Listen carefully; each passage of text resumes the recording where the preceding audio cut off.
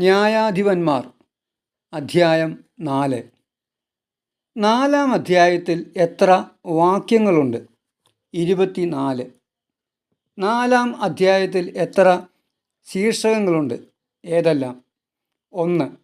ദബോറയും ബാറക്കും. യഹൂദിന് ശേഷം സംഭവിച്ച ഏത് കാര്യമാണ് 4:1 പറയുന്നത്?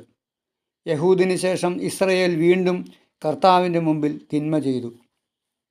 അധ്യായം 4:2 കർത്താവ് ഇസ്രയേലിനെ ആർക്കാണ് വിട്ടുകൊടുത്തത്? യാബീന്. യാബീൻ്റെ സേനാപതി ആരായിരുന്നു? സിസേറ. അധ്യായം 4:2 യാബീൻ ആരാണ്?